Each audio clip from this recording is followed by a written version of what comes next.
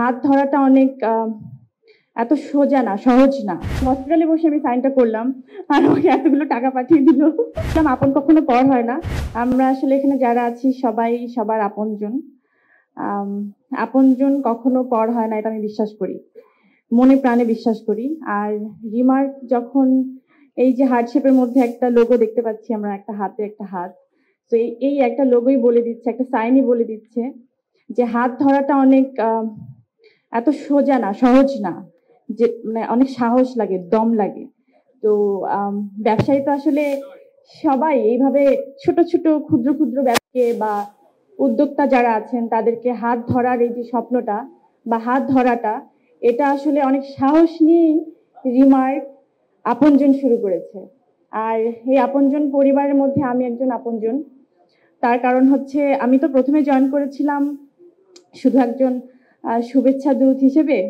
তারপরে আমার মনে হলো যে এটা কখন ফিল করলাম, কিভাবে ফিল করলাম জানি না, কাজ করতে করতে আমার এখন মনে হয় না যে আমি এই পরিবারের জাস্ট কাজ করছি, একজন মডেল, একজন শুভেচ্ছা দূত, এরকম আমার কোনো কিছু মনে হয় না।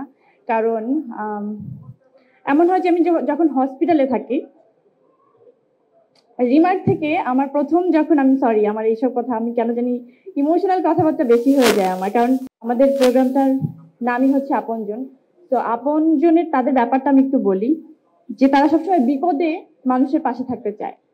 সমস্ত যখন মানুষ ভেঙে পড়ে তখন তাকে উঠাতে চায়, যে না তুমি ভেঙে পড়ো না, তোমার ওই যে পূজা যেভাবে বলে গেল, এই ধরনের আসলে ইমোশন আমার সাথে একটু বেশি হয়েছে রিমার্কের সাথে। যখন আমি প্রথম হালেনের সাথে সাইনটা করি, তার পরপরই আসলে আমার নানু বা আমি দুজনেই অসুস্থ হয়ে হসপিটালে। তখন মনে আছে যে আমার তাদের সাথে একটা সাইন হওয়ার কথা, একটা সাইন হয়ে গেছে, আর একটা হবে। তো ওই সময় হসপিটালে বসে আমি সাইনটা করলাম আর আমাকে এতগুলো টাকা পাঠিয়ে দিল।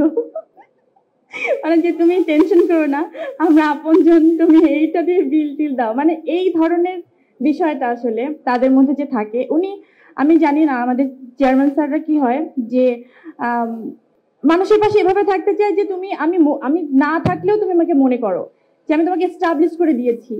তো এই জার্নিটা আসলে আমরা সবাই মিলে, ওই যে বললাম আপন কখনো পর হয় না, আমাদের আপনের সংখ্যাটা অনেক বেড়ে যাবে, সারা দেশ জুড়ে বেড়ে যাবে, সেই প্রত্যাশা আমি ডেফিনেটলি করতে পারি। আমার বিশ্বাস আমরা পারবো, কারণ আমরা কখনো পর হব না। রিমার্ক এই ওয়াদাটা করতে পারে ইনশাআল্লাহ।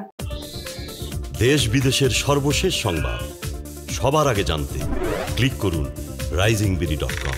প্রতি মুহূর্তের খবর অনলাইনে।